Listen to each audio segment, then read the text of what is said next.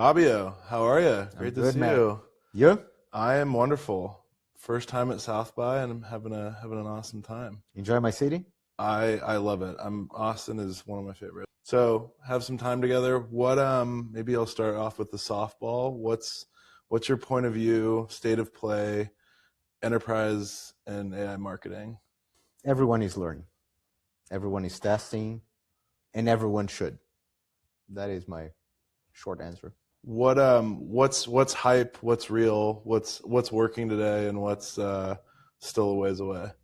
I think the idea of AI will substitute us all, not there. Okay. I do believe, and that's based on testing, that AI can do some great stuff, but you need to understand where it really adds value now and where it's going to add value in the future. What's your North Star within HP? Obviously, a lot of places that you can invest and tackle things. How do you set up initiatives or investments to make sure they don't get stuck, have the right resources, have the right buy-in, get the result that you're aiming for? For me, it's super simple. Show the ROI, right? Test to a level that you can show the ROI, prototype fast, get results fast, A/B the hell out of it. But for me, the end game of all this thing is tackle the problem that you have and not try to find a new problem that you did not have. We decided to tackle one problem that we call NPI, New Product Introduction. That is, we have great marketeers, we have the people working 24/7 and etc. The problem is the scale.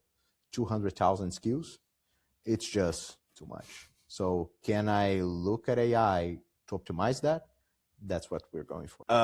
So Go for it. You mentioned fantastic team of marketers at HP. How have you and the organization's talent strategies evolved, both with respect to who you're searching for to bring onto the team and how you're upskilling and reskilling the existing team that you have? So we don't directly believe that we're going to turn everyone into a great prompt engineer. Sure. That's not the case. It's not about sitting them in a 1 hour long PowerPoint session and basically by the end of that session expecting they're going to be delivering same as a creative technologist, but it's about pairing them with a solution that will have that and that will be made for them and will take the best that they have, which is creativity, taste, and also the knowledge about our products. But again, guaranteeing that the solution on the back is going to help them deliver what they need to deliver. I love that. What about, production is now pretty much unlimited. The ability to create and produce is unbounded, so to speak. Really what we've seen become the bottleneck is quality control, risk management, review. How are you reorganizing the processes, the way your team works to account for that bulk of work that might be new and a little bit different than how the team used to work previously? It's a new solution that we're looking for right now with a big partner that we decided to sign not long ago.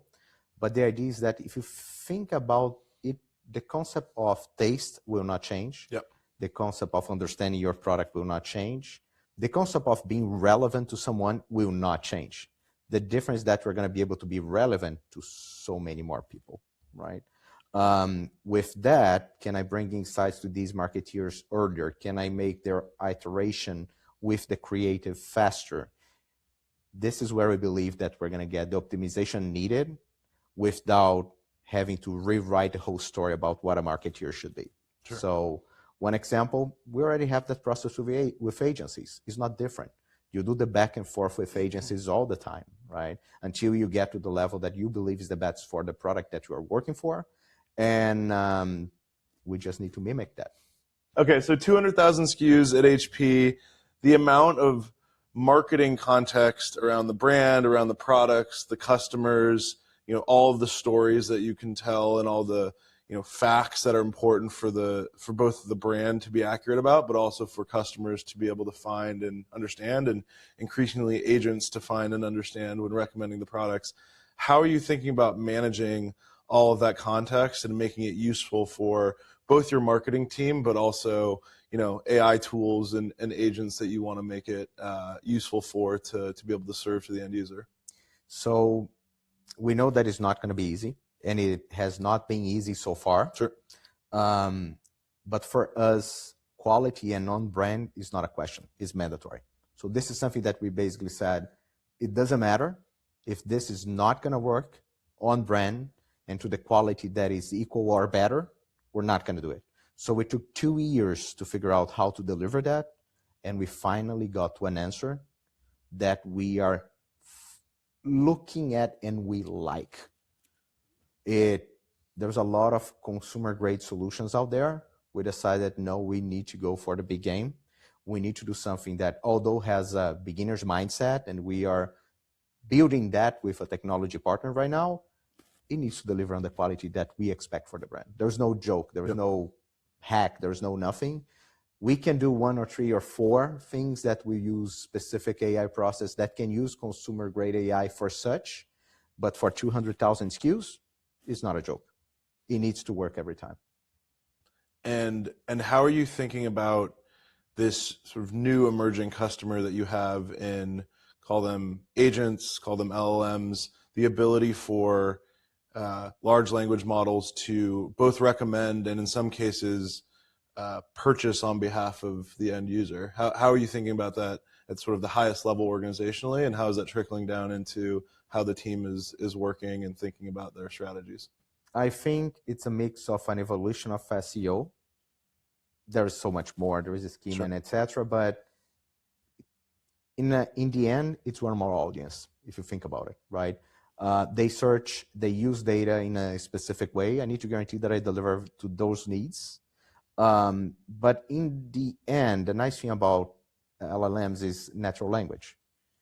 And they are asking the questions that most people ask to a sales rep at retail. Is this the right product for me?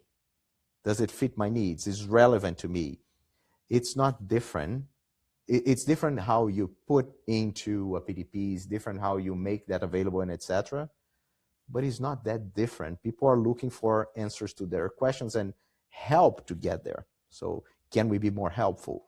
Can we run more FAQs? Can we get more data to the customer?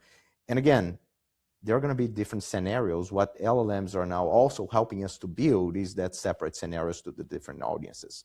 So right now, I just have more customers. I just need to guarantee that I deliver to all customers. Customers that are going straight to a PDP, customers that are going through SEO, and customers that are now going through LLMs. It's just multiplying to a level that I need to guarantee that I'm able to answer. Makes sense. Moving forward to the future, what comes next? What are your predictions for the rest of this year, in 2026 and 2027, both with respect to how AI will influence HP and how you work, and broadly within marketing? What are some hot takes that you have? So I don't think we have an answer. I think no one has an answer yet, because this is just like the beginning of the internet. This is just like the beginning of mobile, the beginning of social. It's happening all over again, right? The thing that for me is amazing is that at the beginning of the internet, I was there at the time, at the beginning of social, at the beginning of mobile, everyone was like, this is just a small thing. Right now, what I'm amazingly happy is that everyone is jumping on board. This thing is so simple from how I can get more, I would say, value out of it, from a personal level, that everyone is jumping on it. So I think the prediction for still the next year is a lot of experimentation. From experimentation, we're going to know what really going to happen and what we should invest on it. But I don't think there is an answer.